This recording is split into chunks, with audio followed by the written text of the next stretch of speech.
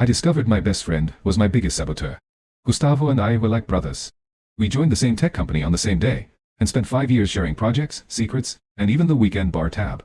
When the operations director position opened up, everyone in the company knew the job was mine. I had the numbers, the seniority, and the team's respect.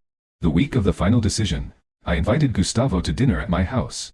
I was anxious and showed him my strategy for the final presentation.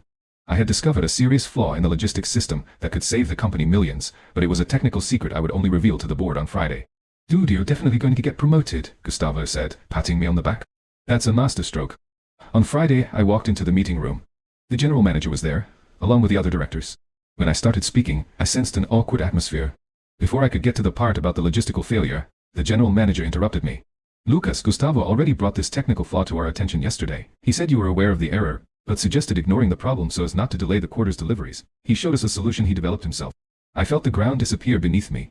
Gustavo not only stole my discovery, but lied, saying I wanted to hide the company's mistake.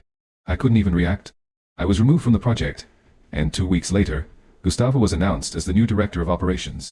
I was fired shortly afterward for lack of integrity. But Gustavo made a basic mistake. He used my personal computer to copy the files that night at dinner, and forgot to delete the remote access history he had configured. A month later, the company had its big annual results event. I wasn't there, but I sent a digital gift to. In the middle of Gustavo's triumphant presentation, the auditorium screens changed. They weren't sales charts. These were the access logs to my computer, and the messages he sent to a competitor trying to sell the same idea before presenting it to our general manager. I discovered that he didn't just want my job, he was being paid under the table to leak information. The police were called in the middle of the event.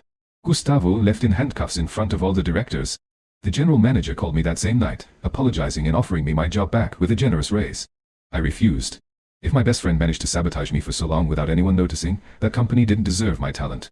I opened my own consulting firm, and today, my biggest client is precisely their main competitor. Betrayal hurts, but getting back up is the best medicine. And you? What would you do if you discovered that your best friend was your biggest saboteur? For more stories like this, follow our Argo Contours channel.